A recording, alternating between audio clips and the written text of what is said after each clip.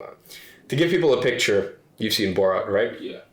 That is literally where I'm from. Like imagine that, every single stereotype you can think of, literally that, the most I got to, so a lot of people talk in terms of revenue. In terms of most I got to in dollars, so around 150,000 pounds, $200,000 profit in a month. So yeah, when I was 18, I made my first million, not pounds, dollars profit.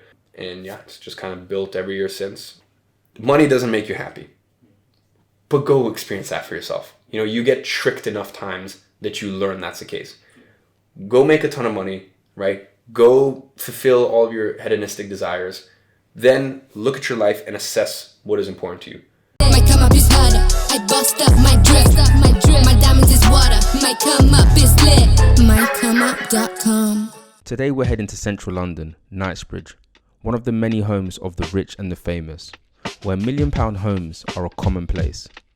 Iman is a 21-year-old self-made millionaire who started his business empire at the age of 16 years old, providing social media management services for brands at the start of the social media wave in 2014.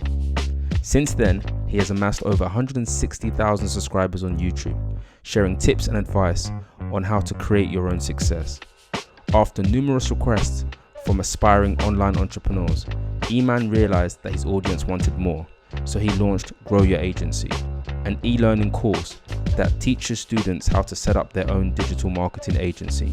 Retailing at around $2,000, Grow Your Agency has already enrolled over 2,000 students. Iman doesn't give many interviews, and to be honest, with the amount of followers he has, he isn't short of the attention. However, Iman has agreed to sit down with us at his home and walk us through his journey so far. We're going to find out more about the person behind this growing YouTube personality.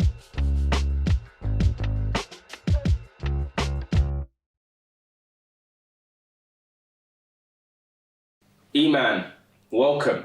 Listen, thank you first and foremost. Thank you very much for sitting with us and finding the time to have this conversation.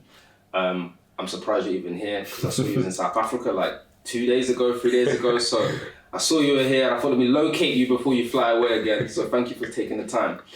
Now, before we start, I want to be very clear with you. This is a conversation, so there's no right or wrong. It's more about understanding the mind behind Iman Gadzi, and really just getting people to understand kind of your philosophies and thoughts and how you've got to where you are today. So without further ado, I just want to be very clear with you that this is a conversation, so don't overthink anything, all right? Well, I mean, hey, if we can have 1/5 of the conversations we've had off camera before, if we can have 25% the level of depth today that we did when, for example, we were at that cigar lounge, then I'm sure we'll create some magic. Thank you.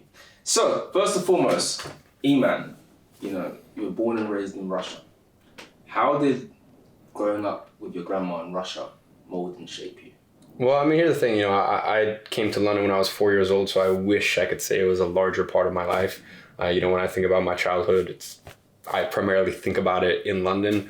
But look, at the end of the day, it did shape me. I grew up single mom, biological father out of the picture, before I was born. Single mom, 23 years old, working 3 jobs.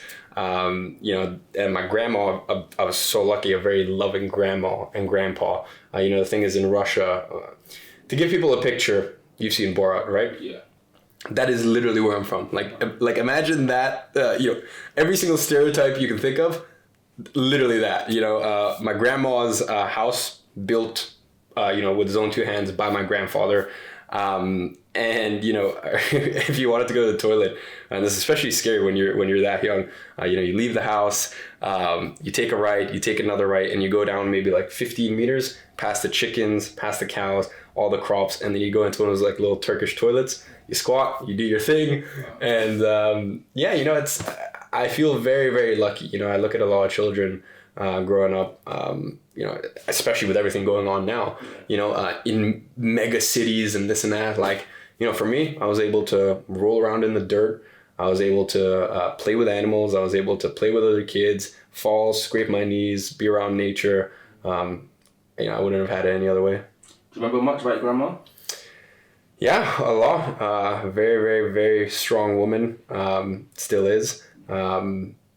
It's just, I think I've been very, obviously, an absence of a father figure in my life, but on the flip side, I've had such incredibly strong women in my life in the form of my mother and my grandmother that it's, they really set a precedent.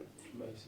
So when you were 3, you made a transition to moving to London. Mm-hmm. From what it sounds like was almost like a fairy tale start of a story where your mom met someone and moved to London with you. Tell me a bit about that transition. Yeah, so it's, I mean, you could probably make a really bad comedy movie about it, because it's this little kid from Russia who's used to 9 black and white channels. My mom met my stepdad probably 18 months prior. They met in Moscow when she was up there for some work, and they dated for 18 months. At some point, my mom left and left me with my grandma and my grandpa for it was like 4 or 5 months. They trialed living together in London. Finally ended up getting married. So I ended up, when I was 4 years old, I ended up coming to London, basically going from a Turkish toilet to, living in London. I went from 9 black and white channels to 999 colored channels. I went on a plane for the first time ever. And imagine just coming from, literally picture Borat, like that sort of village, going from there to London. And then even just the transition is in the sense that, my mom met my stepdad. My stepdad was very wealthy. So I'm now coming to London and, coming to London, eventually ended up going to private school. It was like, I don't know, it's just, it's literally like when Borat went to the States and he's just like, he gets in the elevator and he thinks it's his room. And like I didn't know how to, behave. I was just like I was so unsophisticated and whatnot. So it was it had all the makings to become a fairy tale story. You do mention a lot about your father being not present. Do you remember just at that time during the transition what your thoughts were on his absence or his presence? Yeah, so basically the situation was my real father was alcoholic abusive. So yeah, he was out the picture before the time that, and I'm so proud of my mom for being brave enough to step away, because, a lot of women stick in there, and I, first for a long time she did, until, she had a baby on board, and then it's, you're not only thinking about yourself if you're black and blue, and beat up, you got a child to think about as well. Now, as I said, when my mom met my stepdad, it was, he was educated, sophisticated, had gone to Harvard, just probably one of the most well-spoken men. And to this day, pretty much the only person on earth I fear. Like, the dude is a psychopath. Like, you meet one of these people, some of these people in life, and they're just so charismatic. They're so they're so intelligent. You can't even fathom how intelligent. They know everything about, they know everything about every single topic, can hold a conversation with anyone. But the dude was a very dark and twisted man. So, as once again, for the first few years that I was here, everything seemed okay. But, very quickly after that, so I remember some of my earliest memories. I was 8 years old, and I pick up the home phone, and I pick up the home phone. I'm like, hello. And, the lady on the phone goes, hi, this is London Escorts, calling for, my father's name. And I put the phone down, I talked to my mom, and she's like, oh, who was that? And I was like, it was London Escorts, like a 8-year-old. And I could see like a little bit of sadness in my mom's face. And I was like, I didn't exactly know what it was, but I could kind of get I grew up way too quickly. I mean, everything was kind of fine until the age of 6, but after the age of 6, I just saw tons of stuff I really shouldn't have seen. I was in a really weird situation. And yeah, I could kind of figure out what it was. And I was telling him, I was like, no, you don't understand. They because he was coming back from a business trip at that point. And I was like, no, to my mom, I was like, you don't understand. Like, he's an escort. Like, they escort him from like the airport to the house. Like, well, and long story short, I had this super weird childhood where, my mom and stepdad only legally ended up divorcing in 2019, right? So they were together 15 years. Now, for my mom, the main benefit for her was I got to go to private school, which obviously didn't turn out to do much for me in the end anyways. But, I got to go to private school, but apart from that, my stepdad didn't support us in any sense. He ended up cutting us off at like by 2010, by 2014, 15, my mom, by 2013-ish, my mom has always been super frugal and always very long-sighted. By 2013, she's working, NHS minimum wage as a receptionist, did that for a few years, bounced around between different jobs. At some point when things got really bad, we were on government benefits. So I had this really weird childhood where like I'm going to private school, and then I'm coming back home and I live in an SW7 postcode, but I come back home and there's no warm water. For the last 3 years of, the time that we were there was no warm water, no heating. In the last 2 years, no Wi-Fi. Literally like my bedroom was caving in. Like there was water leakage and stuff like that. So, I'm living in this technically £3 million house, but it feels like a fucking dungeon. And, my mom and I are, my mom's working, at one point I remember she was working, working retail at Harrods. Once again, minimum wage. They do a lot of temp jobs. And, sometimes my friends' parents would come in and see her. And I know for her, it was like, for her and me, the kids of the school that I went to, like, people in private school can be very, very snobby and judgmental. And like, people in my school were very, very mean to my mom. Looked down at her a lot, looked down at us, quite frankly, both of us. And I know that she's just a very, very strong woman, for getting through that and always putting her ego to the side and just doing whatever it took for literally that 15 years. Keep in mind, my mom is, any other woman in that situation, and that, once again, I think it comes down to the culture that we grew up in. Culture we grew up in is you stay by your man no matter what, doesn't matter if, my stepdad will only be in London 3 months a year. The 9 months he'd be abroad. And she's like, a man has to go do what a man has to go do. If he has business in another country, blah, blah. And that's just kind of the culture that I grew up in. So, it's a real testament to my mom. She's a beautiful woman. Quite frankly, she could have left within a couple years and found someone 10 times better. But instead, I think just kind of the culture we grew up in is divorce isn't as widely accepted as it is here. It's kind of looked down upon. It's you made a holy commitment and you stick to it. Sounds like there was a lot of highs and lows. Especially from going from literally leaving Russia, Turkey, and then coming to London and then having this new environment. How are you interpreting in all of this at the time? How are you interpreting all these highs and lows? Was it making you introverted, extroverted? How are you? Yeah, so growing up, it was definitely quite interesting. I didn't have many friends. I didn't have many friends growing up. And I was very to myself. In general, I was very shy. And that was also kind of a byproduct of my stepdad. Like the dude was like, I would, I'd be, cutting with a knife and fork. And I'm 6 years old, and also I'm coming from Russia, it's a totally different story. I'm fucking cutting with some cutlery. I dropped the fork, I get kicked out the house, like locked out. Like the dude was a psychopath. I remember one time he didn't like my handwriting. So I literally for 48 hours straight, by the end I couldn't feel my hand. For 48 hours straight, I had to rewrite sentences in with better handwriting. So, I think because of that, I was very just obedient and shy and basically the opposite of everything I am now. And maybe it was that kind of spring loading of that obedience and everything like that when I was young that made me, when I got to age when I was like 14, 15, 16 and kind of came out of my shell more, it was the complete opposite. It was like, fuck you, I'm going to do what I want and I know what's best for me. And, you try to stop me. And, by the time that I was 14, 15, 16, a 15-year-old doing psychedelics, doing whatever he wants, by 14, starting my first business, by the age of 17, dropping out. I went from being very, very shy and introverted to, as I said, by the age of 14, 15, 16, maybe that was my little way of rebelling, just kind of going the complete opposite direction.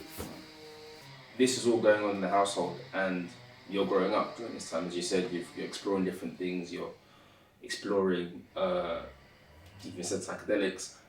What part of this transition of just going from being a boy to being a teenager do you think you started to identify that you just were a little bit different? You wanted a little bit more. Where do you think that spark came from?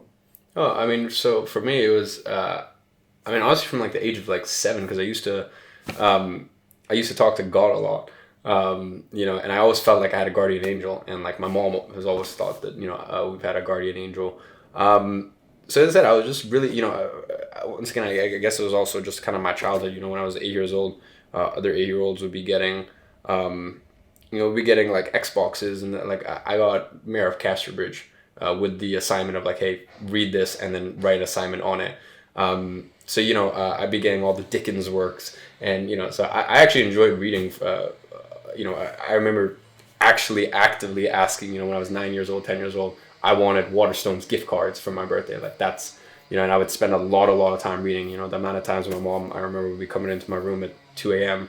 and I'd be reading, and she'd be getting angry at me because I had school the next day. So it was always a little different in that sense. And then I remember from like the ages to 11, 14, I kind of got more into the things that other people got into. I came out of my shell, became a little bit more social. And then by the age of 14, I remember there was just one point I was just like, we are so royally fucked. Like, I was just like, we are so fucked. And I'm the only one that can do anything about it because, stepdad isn't going to do anything. My mom, bless her, obviously kept us afloat. But, even from the age of 14, it was a radical thing for me to say back then. From the age of 14, I said, I'm not going to university, right? Age of 14, I was saying to my friends' parents, and, for me, it was like, okay, I'm not going to take on student loans or debt. That's preposterous. And it's not like I have a family that's going to pay for it.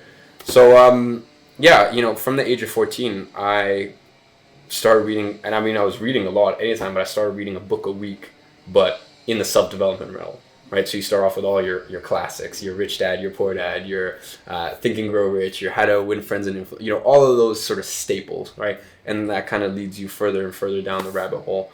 And I read a book from the age of 14 to 17, so 4 years, from 2014 to 2017. I read a book a week religiously for those 4 years, and that was kind of, I believe that was the nucleus to everything else that was about to come. Where does the transition happen from inciting all this information and then transitioning at 16 to realizing that you want to drop out and start a business?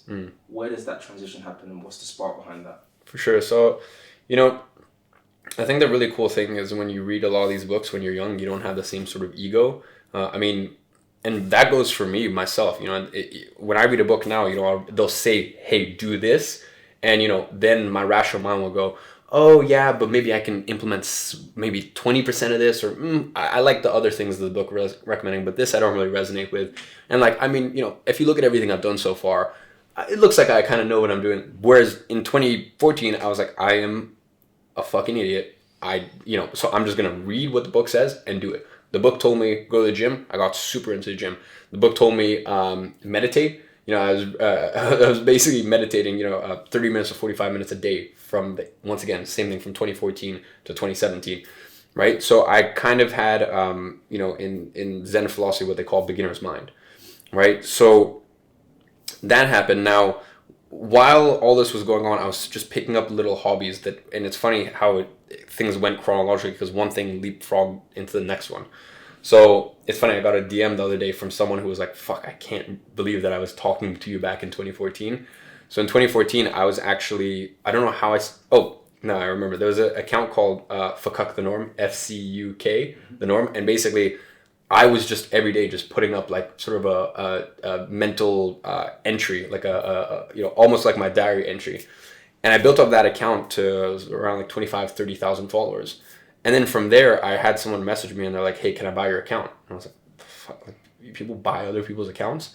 And then that kind of got me into the world of flipping Instagram accounts. So that was actually my first business back in 2014. How old were you? 14, right? So that was my first business. And that was the first time I ever made a couple grand, right? Basically the business model was very similar to real estate. You find a piece of real estate, from a motivated seller that's, there's a wedge there. You'll buy it and then you might renovate it, add, have some value add. So for example, I might, buy an Instagram account that post Porsche 911 photos, right? But specifically Porsche photos. And I might rebrand that to a general luxury niche account. Now I might lose a bit of engagement, a bit of followers, but now I can sell promotions to more brands, right? There are all these networks on Telegram and channels and this and that where people were selling promotions and whatnot, right? So in the same way you buy a house, you add some value adds, now your rental income from that goes up. And then when you go to sell it, it's also worth more as well, right? So I made a few thousand from that, and that business kind of went about for 6 months. And then I got to a point where things just got super, it felt like every week, CPMs were going down by, half of what it was the previous week. And same thing with how much people were willing to pay for accounts. So it just got super saturated. So from there, that was kind of 2014. 2015, I got really into training, right? Really into training. I would be 15 years old doing conjugate method. I would be doing powerlifting. I would be doing more bodybuilding kind of style. I think when I was 16 years old, I was probably bigger than I am now.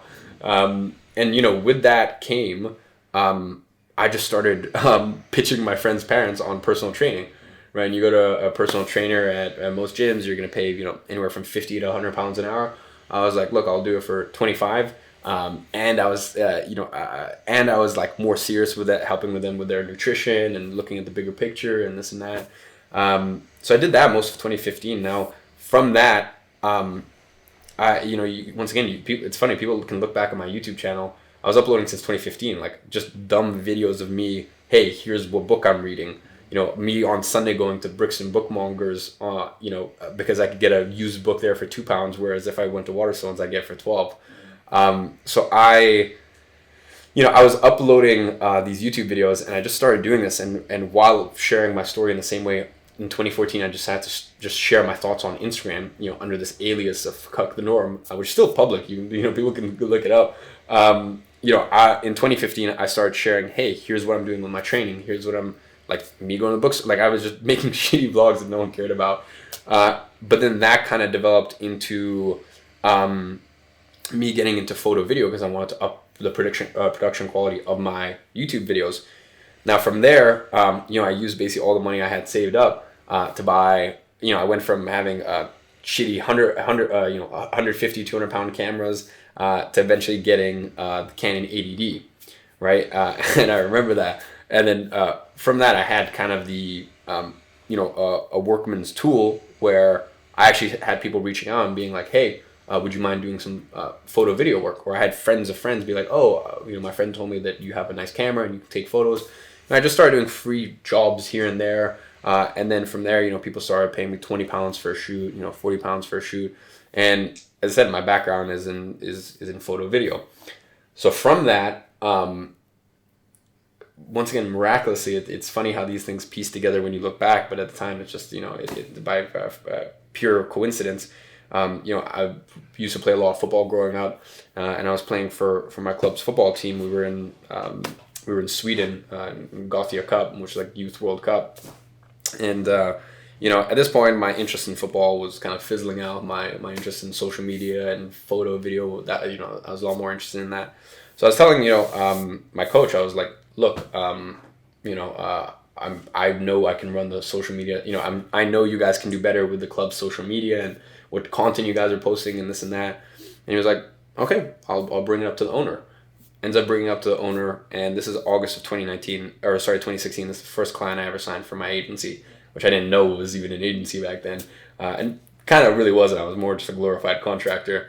And that was, I remember, I told my coach that I was going to pitch for £300, and I didn't pitch at pounds. I pitched weekly because I thought it sounded cheaper. So I pitched him for £75 a week, and he's like, I think you can charge a little more. So I was like, all right, cool, 90 a week, because I didn't want to do 100. I thought that sounded too much. So for £90 a week, so £380 a month, or £360, or no, it was 95 a week.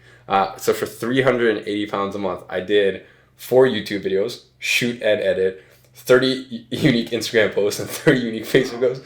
I remember when I actually broke it down, I was basically just working minimum wage. In fact, even a little less. But I thought I was the richest man on earth, right? And the fact that it was like that monthly retainer was nuts. And that kind of gave me my little taste of, social media marketing.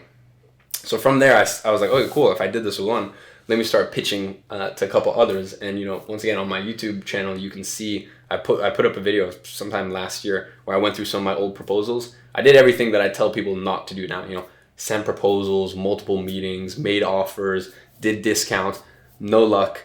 And then I ended up, it was kind of like 7 months of this. And then I ended up March of 2017 signing my next client. And that was 1,900 pounds a month.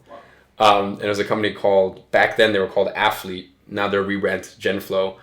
Funnily enough, I'm actually a client of theirs now. They're my partners or distribution partners for my clothing line. Incredible company. But I remember that was 1,900 pounds. Then that was on the Monday. And I remember at this point I was in school, and I took the meeting outside on my hotspot on my phone, like just outside the school. Because I remember it was lunchtime and all the lunch corridors were taken in the library. There was a presentation going on, so I had nowhere to go. Sean, who's the founder and CEO, he said yes to 1,900. That was the Monday. And then that was on the Monday. Then on the Thursday, I signed a client for 1,500 pounds a month. Then I signed a client for 750 pounds a month on the Friday. And, in the space of a week, I went from, making 300 pounds a month, which obviously that client I dropped at that point, or 380 pounds a month, to, almost making like $4,500. And at that point I was like, all right, cool. I'm dropping out of school, because I've been trying to do it for months and months, but I had no real case, to make, because, I was making basically no money. That was basically the start of my social media marketing agency. Now, once I did that, that was early 2017. There was a little period of inactivity, but then I signed up a few more clients, clients that I'm still friends with today, a company called Zebra Fuel, Furo Systems. Zebra Fuel was 2,500 pound a month retainer. Furo Systems was 1,500 pounds. So, very quickly I was getting to the point where I was making 10 grand a month at the age of 17. And everything was going super, super well. But the main issue that I had is, with my personality, I don't like second chance, I don't like second guessing things. So the main issue that I had was with all these clients, they'd be like, this is awesome, our content is great, etc., but what's the ROI on this? And I'd be like, I have no fucking idea, but what's the ROI of your bus ads that you're spending literally $8,000 a month for, right? And, but for some reason they looked at me as a young, we don't really, they were unsure of it. Whereas the red bus ads, you can go to their swanky office, they'll pitch you, and you get that sense of safety, because you're working with a big agency. That just really annoyed me, because I got to a point where I was making, 10, 15 grand a month. But I was like, I don't feel like a business owner. I feel like now I just have multiple bosses in the form of my clients. So I realized a real need for me to deliver a service where there's a clear end of month ROI, or at least some sort of, hey, we brought you this amount of leads, the email campaigns did X amount, SEO has brought in this, just something tangible, right? So then I started learning about Facebook ads, right? And I remember it wasn't all smooth sailing. There was a 6-month transition where I went from having a creative agency really to a purely paid traffic agency. And I started pitching all of my clients that I was doing at the creative agency, charging them, an extra, hey, for an extra 500 pounds a month, I'll run your ads. I'll do it at a discount rate because you're a client. And the funny thing is, because I was so bad at ads, not only did I lose them for the ads, I lost them for everything else because they're pissed off with me. So that was a very, very turbulent 6 months. But I kind of found my footing beginning of 2018. From there, decided that I want to work only with education companies, because education has always been something close to heart for me.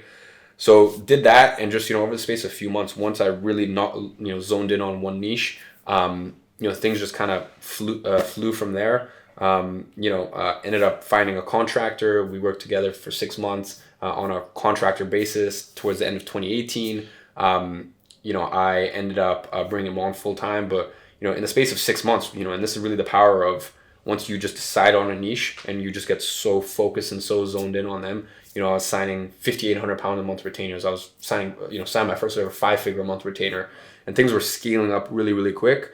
And ever since, we're here in almost March of 2018. So for the past 3 years, we've been a paid traffic only agency. Now we've worked with some of the best in the industry. Now our model is we work with anywhere from at the moment between 16 to 18 clients a month. We're about to bring on another media buyer. and it's me and a team of 4.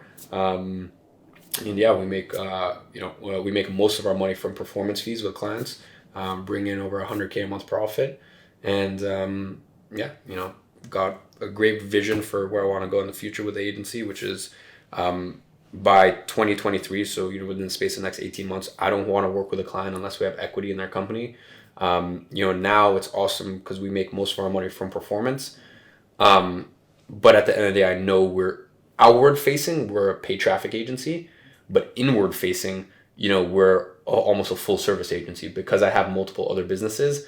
I have a creative director, I have a copywriter, I have obviously my paid traffic team for the agency, but we've got, we're capable of so much. We can literally take a business from $1 million a year to 10 million a year. And we should be getting an equity stake in that because we've done it with so many of our clients, and even my own businesses, we've done that. So it's like, that's kind of the vision that I have over the space of the next few years. Wow. It's a real journey, and it sounds very consistent in its development. But I'm sure that throughout all of this, because I know you say it in small sentences where you say, there's a 6 months gap and or lost all my clients. All of these things obviously contain emotions. How have you dealt with setbacks? So here's the thing: what I recommend for everyone is meditation, right? Just in general for your mental well-being. And luckily, I've been a habit for many, many years prior to that point. But there's nothing that you can tell someone in their first 1, 2, 3 years of entrepreneur. I'd say honestly, you need 3 years of entrepreneurship under your belt to get where you keep coming back from setbacks. Now at this point, when I get a setback, I can just laugh at it and I can look at it from a bird's eye perspective. I always say when it rains, it pours, and that's in a good way and a bad way. So I know when one shit thing happens, most of the time I'm expecting 3 or 4. They usually come in clusters, right? I remember that the latest one was in October, where it looked like, keep in mind, us losing a client at the agency almost never happens. It's very rare unless there's certain clients where they get to a certain scale, and as a business owner, I just recommend that they bring it in-house. Or we've had clients go different avenues with their business where we're kind of at that point no longer needed. But for us to lose a client because of poor results on our end or kind of an issue with a client basically never happens. In October, I remember vividly, there was 4 clients in 1 week, or 1 weekend, that I nearly lost. And as each issue came up, I literally was just laughing, right? Because I was like, of course, it always happens like this. When it rains, it pours. And that's me, almost 5 years into having an agency, in its various different forms, where I can laugh at it now. But try telling someone, even their first year, they lose their biggest client. Try telling someone, that, hey, it's fine, you'll recover. I remember this is 2019, right at the beginning of 2019, Q1 2019. In the space of 72 hours, I lost 3 clients. Once again, when we lose clients, most of the time it's because they're bringing it in-house, which, I can understand when we're charging, 12 grand a month in terms of our billable. They're thinking, hey, crap, we can have 4 full-time in-house media buyers for that price. So that's kind of the main issue we've had at the agency in terms of keeping clients. But I remember in March of, this is March of 2019, I end up losing in the space of 72 hours because they all brought it in-house, 25 grand a month in retainers. So that's 25,000 pounds a month in bottom line, right? Because my costs for the agency are pretty much fixed. So yeah, when you lose 300 grand a year and basically pocket money in your pocket, it can sting. But as I said, I think with the whole setbacks thing, I honestly, I think it's one of those things. It's almost like a breakup, right? That first breakup, you can say whatever you want to a person, but that first breakup will sting, right? Once you get to your third or fourth, you understand, hey, time heals, you move on. You have a bit more context for it. So I'd say it's one of those things, it's kind of the same thing when it comes to setbacks. So you've basically had this abundance of success in building agencies, from social media management all the way down to digital ad management. You decided along the way to start teaching people how to set their own one up. Tell me a bit about that transition as well, or integrating that into your... Yeah, so once again, it was just one of those by chance accidents. Obviously, education has always been close to my heart. I've always had a disdain for formal education, basically from the age of 14. And, in my bio on Instagram, all the way going back to 2016, I never knew what that meant, but it always, literally my bio has been the same for 5 years, on a mission to reform the education system. I never knew what form that would take. But as I said, all these things have just kind of come to me, and, there's been a demand and this and that. So obviously I left school early April of 2017. People were, obviously everyone thought I was going to fail and was an idiot and this and that. And I was doing pretty well, or at least for a 17-year-old back then. And, people were like, yo, like, what are you doing? Like, you selling drugs? Like, what's the sitch? And I was like, oh no, like I, create content, and then I grow clients' social media profiles, and I just started doing this advertising thing. So I'm like helping them get leads for either their physical business, or I was working with, weirdly enough, just a lot of tech startups back then. And, I was basically, telling them that, and they're like, awesome, can you show me? And I was like, yeah, for sure. Like, like what time works for you? And I would just get on free calls at the end of the day. And I thought it was like, it felt very like therapeutic. And I would get on these calls, and, I just tell people, hey, here's what I do. Here's how you reach out. This is that. And then it got to a point where that was like taking away energy and focus from my business. So I was like, I can't really do this anymore. And I told people that. And once again, I had a social media and this and that. And, people would post me on their story, that we were having a call together. And, people were wondering where it went.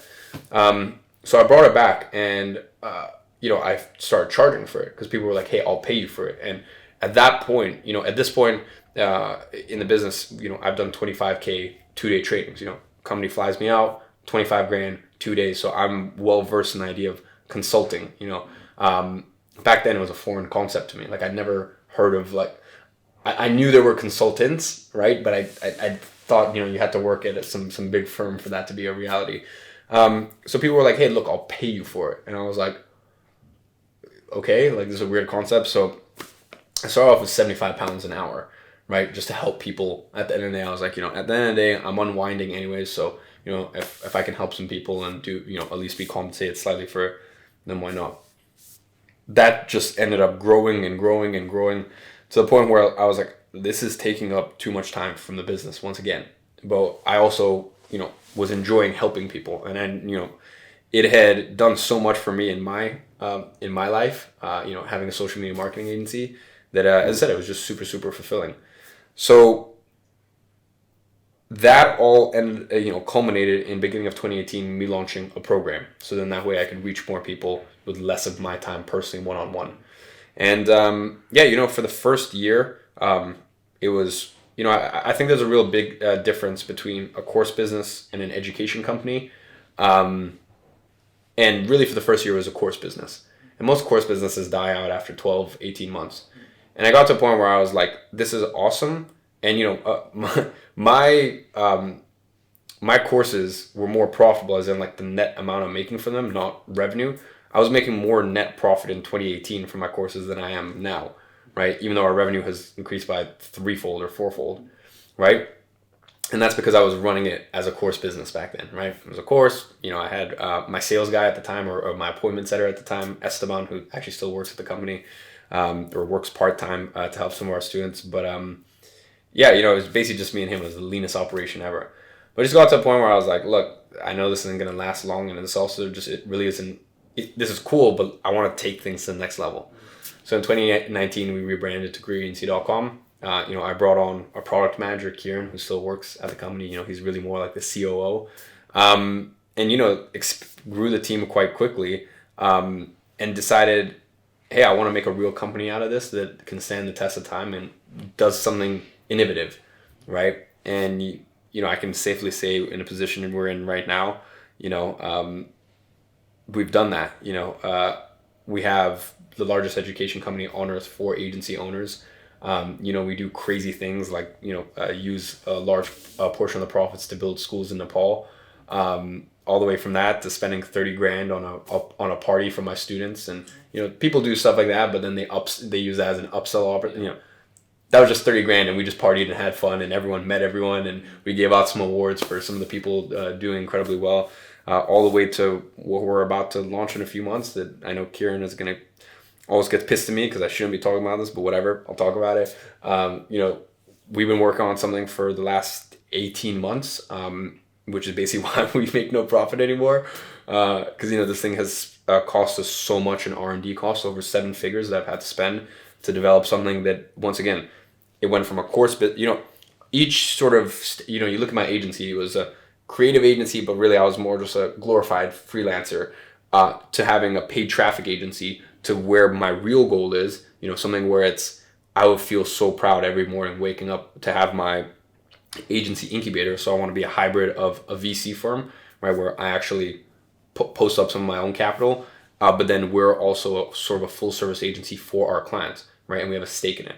That's exciting to me. So that's what we're doing on the agency front. And then in terms of greatagency.com, you know, as a course business to then an education company with a real mission, with a real vision, with, you know, our philanthropic arm, to where we're taking it now, where it's a education platform, you know, an education platform that is doing something that's never been done before. And that's very, very exciting to me. How old were you when you first started the educational side for the course? How old were you when you initially started? 18. 18. Yeah. So at 18 years old, aside from what you was accumulating from your actual agency service, running ads, how much was an 18-year-old Iman seeing from? The most I got to, so a lot of people talk in terms of revenue. In terms of most I got to in dollars, so around 150,000 pounds, $200,000 profit in a month. Wow. So yeah, when I was 18, I made my first $1 million, not pounds, dollars profit. And yeah, it's just kind of built every year since. And how did that feel? Like, I don't know. It's one of those things, like, it's, you know, here's the thing. I think also reading all these books, I think I had such a unique perspective, and I'm so blessed to have had that perspective growing up, where I said I lived in this weird purgatory where my mom and I had no money, but I was going to private school, 25 grand a year private school, and some of my friends were literally billionaires, right? And then they would take me away on a holiday, and you just see just how miserable these people are, right? You know, even one of my, you just see how miserable these people are, and, you know, they've got hundreds of millions, you know, to their net worth, and I would see that, and I would see the sort of emotion, the emotional set point of their life, and then I come home to my mom, and it's the same thing. It's like looking at the same person when you strip, except one has hundreds of millions, you know, one has nothing, and you're like, what's changed? You know, what does that money do for you? Or even looking at my stepdad, like, super twisted character, and it's like, what has all that money done for you? You're probably one of the most unhappy people I've ever met. So I think having that knowledge going into it. Now here's the thing, money doesn't make you happy, right? I knew that, right? That's not a hard concept to understand, but also just fuck off to anyone who tries to tell that to someone when they haven't earned money. Until look, the truest truth in life is that money doesn't make you happy. Women don't make you happy. You know, sort of hedonistic, ego-based accomplishments, they don't make you happy.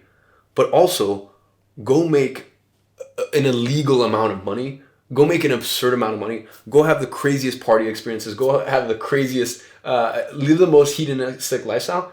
And then you'll be like, okay, yeah, actually didn't make me happy, right? In 2018, I kind of started to experience some of that. You know, 2018, I did the things that I always wanted to do. I bought my first Rolex, you know. Then, you know, I bought one of my friends who was there for me when I had nothing. I bought him a Rolex for his birthday. And, you know, I traveled the world. I flew business class and first class for the first time. And, you know, I, like, enjoyed all that. Like, you know, 2017 getting to the point, like, the biggest life changes from going from 0 to 15 grand a month, right? 10, 15 grand a month. That is by far the biggest life change I've ever had, right? Ever. You know, I can tell you that did way more for my life than, you know, I actually just came back from Cape Town, right? And I put on my story, you know, I'm going to go make my next $1 million in Cape Town. And people were like, how are you going to do that in 7 weeks? And, you know, I calculated it in dollars. I did 1.25 million profit, right? Like as in my balance increased by 1.25 million. Around 500K of that was from the business, and then around we were talking about off camera, around another 750K of that was from investments, and just sitting cash heavy for a while, and then seeing opportunity and striking. So getting to the point, I was thinking about this on the plane. I was like, holy fuck, I just came back. I left 6 weeks ago. I came back with an extra 1.25 million to my name. I couldn't care less. Like, my spending's not going to go up. My happiness set point is going to go up. The greatest thing that I got from like the last 6 weeks was, I do this thing called monk mode. Right? And when I get in monk mode, it's no alcohol, no caffeine, no sugar, no carb, gluten. And I also do an hour a day of meditation. There's no point in my life, and obviously no partying, basically do no socializing. And that's the happiest I've ever been. I'm in that there's no amount of money that can buy peace, inner peace. And going into this year, 2018 was, I was able to fulfill some of those hedonistic desires. And then 2019, the first half of 2018, I was really in a Zen monk mode vibe. And the second half of 2019, buying, getting tables twice a week. I was single for the first time in 2 years at that point. And, imagine getting to the point where you're making some months, a couple $100,000 a month, but you're in a relationship, and then you get out of it and you're like, oh, holy shit, I can live like a rapper and a rock star, and then you do that and you're like, I don't actually care about it. Like this, none of this shit fulfills me. And then going into 2020 was really the year that I settled down. I even looked at things that I was doing, and I was like, there's certain places that I'll spend money because it genuinely makes me happy, and there's certain places I won't. So many people have expected me, you have a beautiful Ferrari, right? And so many people have expected me to get a nice car. For me, my greatest happiness is, walking. I love walking, so I'll never have a car, and I looked at certain things I was doing in 2019, 2018, and I was like, you do that because you think someone who's making your amount of money should do it. And I looked at certain things. For example, one thing was flying business and first class. I was like, man, you actually don't care. Most of the time, I'm not a big sleeper on planes. I was like, man, like, you're doing this because you think someone who makes this amount of money should be doing that, right? And I was like, most of the time, I do work on the plane. Or I use the plane, I never watch Netflix. I use an opportunity to load up on some Netflix, all the shows people have been telling me about, or get through an entire book, right? So, I made decisions in 2020, for example, to fly economy. Now I will never fly economy again. With everything going on in the world, shit, like no chance in hell I'll ever fly economy again. But that was an example. Or for example, I looked at things like eating food, right? I'm sure unless you get to a certain point where you're like, if you're going somewhere, it's gonna be Zuma, it's gonna be Nobu, it's gonna be Mr. Whatever your favorite restaurants are, in that sort of price bracket. But that becomes normal to you. And I looked at it and I was like, honestly, like maybe this is just growing up in Russia where you have borscht and you have fucking soup and like potatoes and like chicken with bones. Like, I'm not a real connoisseur when it comes to food. For me, like I couldn't care less the difference between a 10-pound meal and a meal that, or if I'm going to the Iraqi and spending 800 pounds, So I think that's the most important thing. And then there's certain things that I do that people look at and they're like, I can't believe, you buy a Richard Mille and, wear 200,000 pounds on your wrist. Or, I have a watch collection that's worth, at this point, almost £1 million. And, people are like, that's dumb. And I'm like, look, it makes me happy. Like you can see right there, I've got watch books on all 4 floors of my house. I've got watch books. Horology is what I like, So I think that's the most important thing is just money doesn't make you happy, but go experience that for yourself. You get tricked enough times that you learn that's the case. Go make a ton of money, right? Go fulfill all of your hedonistic desires. Then look at your life and assess what is important to you, right? Because there are certain things that I have no budget on. There's certain things I have no budget on. There's certain things I've looked at and I'm like, man, that doesn't make you happy. So don't spend because you think that's what someone, with your life in your income bracket does.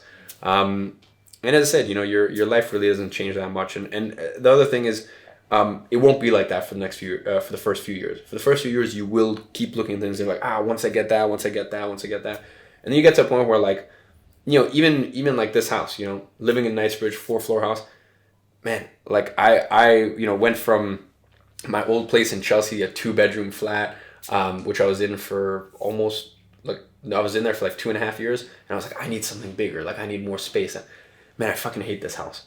Like I don't need all this space. I have 4 floors. I never fucking use it. It's a bitch to maintain this, that. So, I'm actually looking to downscale my life, and I'm moving into a place where one of my biggest focuses for the rest of the year is just like removing clutter and just having I went this year and my theme for the year was peace, God, and gratitude. That's what I want more of in my life from this year. So I think you really got to go through that journey to reach that conclusion.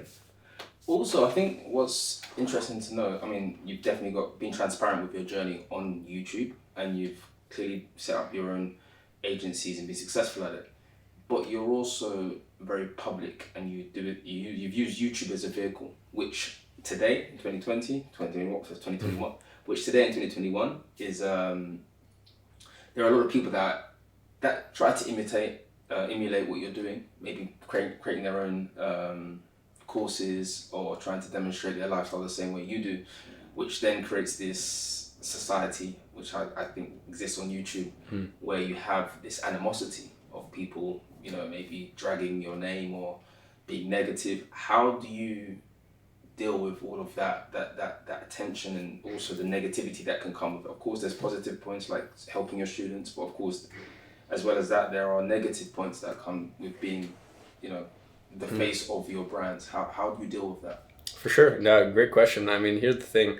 I'd definitely say, once again, first few years, it definitely really affected me. You get comments, you get comments and this and that. And yeah, 100% first few years, it really affected me. But, this is also one of the big reasons that, on the personal brand side of things, I realized with the course thing is like, hey, like, you got to go from having even in 2018, it got to a point where I was making more money from my course profit than I was from my agency. And people had a real issue with that. And I was like, look, it's not, there's not much I can do about it, right? People are loving the program, this, et cetera, et cetera. And that was one of the big reasons I changed from a course to a real education company, to a point where, now at Great Agency, we have a team of 7. My staff cost a year is almost $600,000, right? Like, my people get paid extremely, extremely well. And, we get to a point where basically by 2025, it's starting from next year, but I'm giving 50% of my profits to my team, right? That's because I want the best of the best in the world working on this new platform that we have and working on this education company. And that's why, I've mentioned it a couple of times. I've gone to a point where, my agency far out exceeds my education company in terms of what it brings in profit. Now, I will also openly say, like, that's because I run it like a dumb fuck, where, as I said, I'll spend 30 grand on a party just for some of my students can have fun. I'll spend over 7 figures on a R&D costs when, look, no one ever asked for it. I just want to make the product something that can really stand the test of time.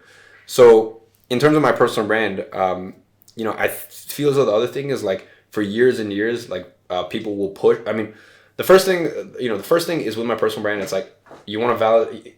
I think people have a lot of issue with someone who comes in and is like, this is, comes straight in and they're like, I'm a successful agency owner, I'm a successful e-com owner, and this and it's like, cool, but we only have your word to rely on. With me, it's like, as I said, people are so shocked that they can look back at 2015, they can look back at 2016, they can look back at 2017 when I'm in Genflow's office and I'm like, this is my new client, Genflow. When I'm in Zebrafuel's office, I'm like, this is my client, Zebrafuel, where I'm literally like, they can see everything, right? They can see the entire journey validated. They can see when I'm 16 years old, and I'm like, it's so funny. Like, there's certain clips that just crack me up where, like, I actually uploaded Tristan, my creative director, uploaded a 1.5-hour video of just all the clips on my YouTube, and you can see me in 2016, talking about, like, I was in the bus with my friend, and obviously the bus until you're 17, I believe, is free. So yeah, I was bus or walk everywhere. I think that's where my predisposition to walk comes from. It's just that it was free. I would talk about, like, there's a clip where I'm with my friend. I'm like, maybe one day we'll be able to Uber around, but for now it's just buses. Hey, and we're laughing about that. And I think that the fact that people have been able to see that entire journey really, really helps. And then, to this day, I just stick to a certain set of principles, and I feel as though people get to a point where they just see through the bullshit. I mean, first of all, with my agency, I think I've just always taken a radical transparency approach where people know the clients I've worked with, right? I share as much as I physically can without disclosing sensitive client information. My team, on social media, people know Danny, people know Kieran, people know Luis, like people know my employees, right? And I basically just share as transparently as I can without ever sharing sensitive client information. I share my wins, I share my losses. And then just in terms of a company culture, I know at the education company, people feel very settled and at ease knowing that, hey, they take a large percentage of their profits and use that to build schools in underdeveloped countries. And no one ever asked me to do that. That's my own personal profit, right? It's not like we raise money. Like, that is my profits, my take-home money that I decide, hey, rather than keeping this, I would rather use this to get to the point where now there's 1,500 children that get to go to school that didn't get to go to school, right? Pahar Trust, which is the organization we work with, they literally just sent me a photo yesterday of one of our because end to end, these projects take 12 to 18 months. So they just sent me the completion of our first project that I ever funded.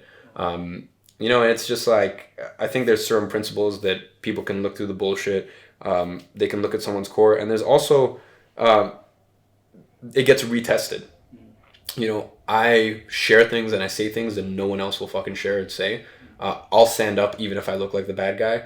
Even with everything that's going on in the world right now, I'm very open and vocal, and I have put myself in the firing line to get canceled so many times to speak out about tyranny, to speak out about how, as I said, I won't say it because then you'll get demonetized, but everything that's going on in the world is one of the greatest frauds in history ever. And as I said, no one else will talk about that because they need to keep making money from their personal. I don't fucking need anything. I got an investment portfolio worth over $4 million. I'm 21. I don't need to work ever again, right? I got an agency where we get the best results in the industry. We have a money back guarantee that if you don't get better results than what you're currently doing, we don't take any money from you, right? We refund our service fee. So I've got my businesses where when it comes to my personal brand and my education company, I'll stand up for what's right? I don't give a fuck if I get canceled. And I think what that does to someone's trust is they know this man will never lie to me, no matter how horrible he looks, no matter how much he's putting at risk of himself. He'll stand up for what's right. And I've lived by those principles, and I think it's worked okay so far. And with all of this, obviously, you mentioned 2018. Mm-hmm. The way you coped with it wasn't that good. And I'm sure we know this is YouTube, it's the Wild Wild West. There's a level of attention that comes with being a public figure. How have you learned, two questions. How have you learned to cope with it moving forward? And are there any risks that you've encountered with being such a public person through YouTube? Yeah, I mean, I've had some crazy stuff happen, and that's why in this place we've got fucking, we've got ridiculous security, and I've even had to implement stuff in my life that I never would have thought I would have had to implement. I've got at my company, we've got a head of IP and cybersecurity. I never would have thought I would need that at the age of 20, but I've had crazy things like in my last place, people physically coming to my house, attacks from hacks and attacks from all different areas. But it's I will say, it's not really like I'm a massive figure, right? And even my audience, and people ask a lot why do you speak in dollars? That's just because I'm trying to cater to my audience. 80% of my audience and my customers are in the US or North America. So I think maybe it'd be different if I was living in LA. I don't have a huge audience, and I do have a good sized audience in Europe and London and stuff like that, but it's not what it is in the States. So I don't know. I will say, it's there's certain hotspots, and there's certain hotspots. For example, in Bali, at least once or twice a day I'll get stopped, or in LA quite a few times a day I'll get stopped. But I barely leave my house anyways. I've put in protocols for security, but also it's even things like sharing my investment portfolio.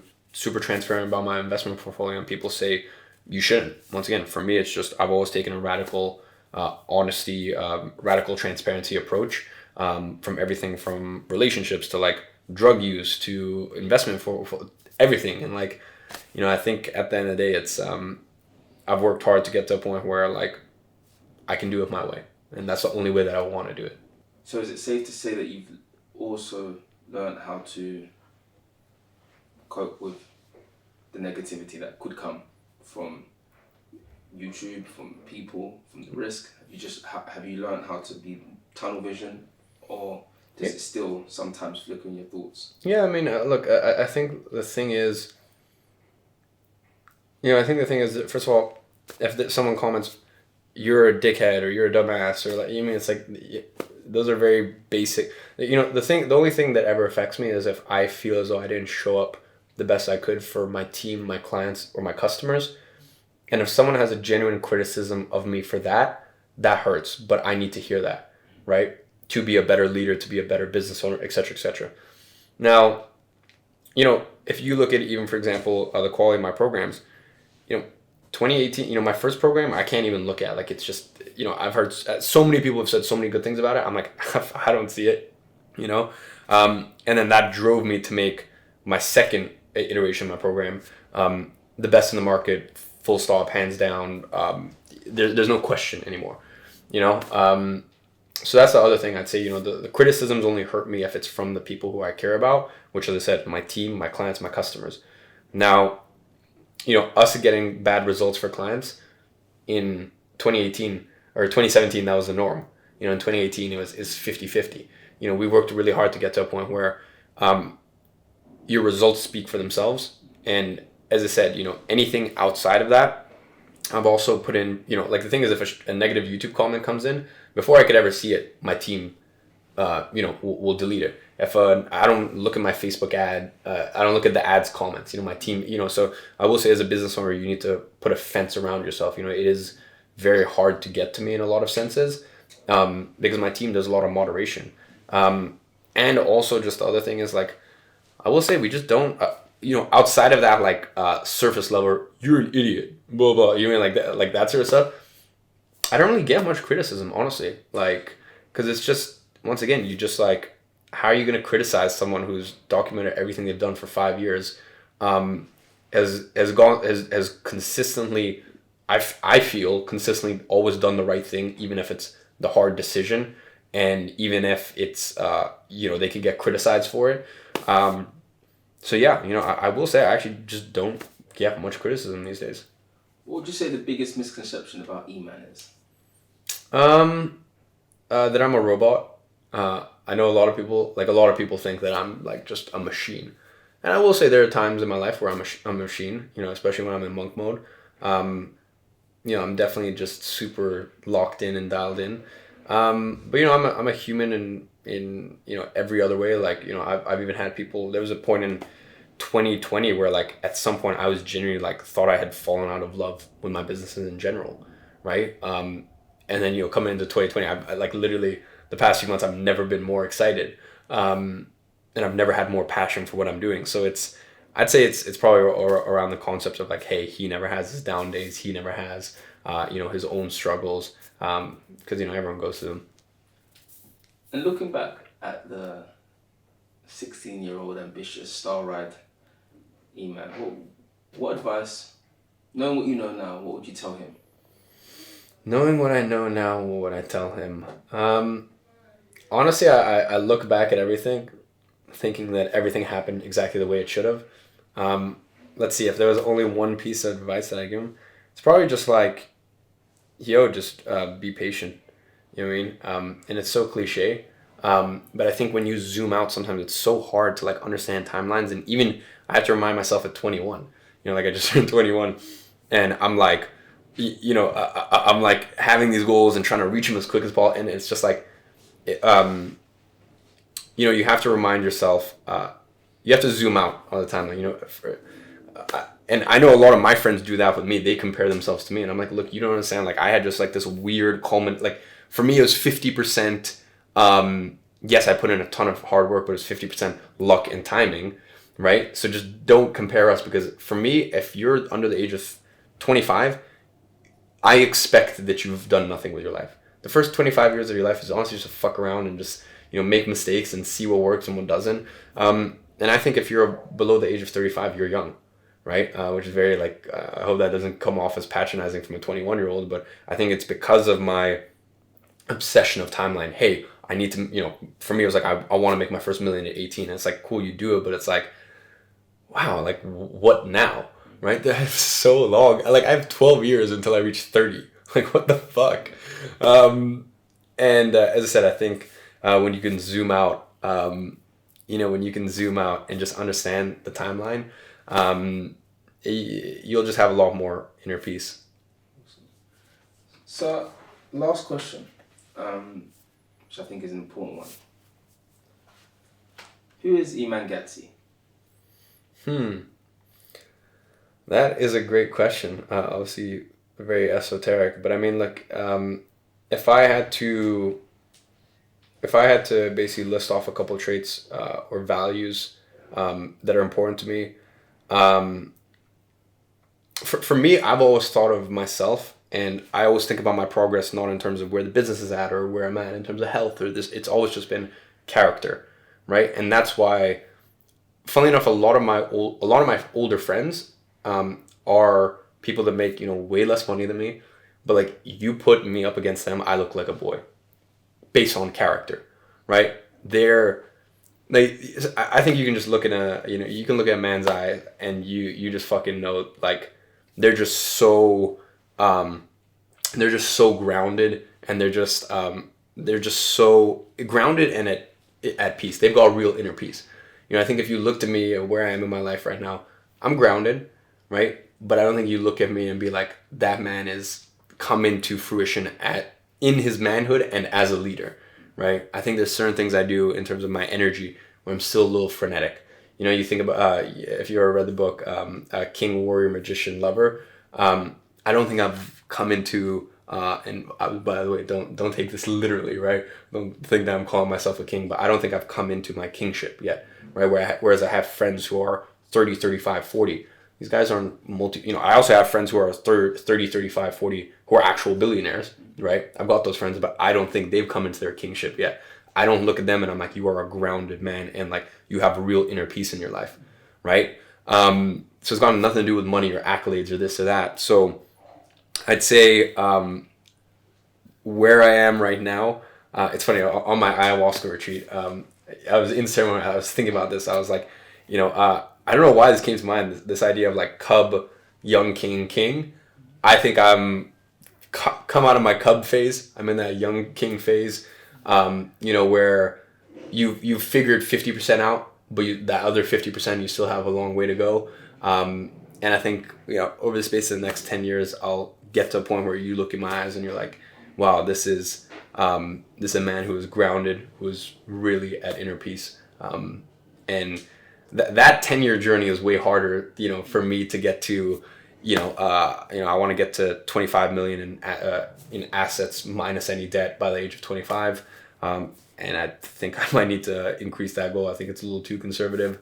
If I think about my 10-year journey in terms of my character compared to my 10-year journey in terms of business, the character journey is going to be the harder one, not the business journey. Well, man, I think you're on track to discovering exactly who you're supposed to be and who you're becoming.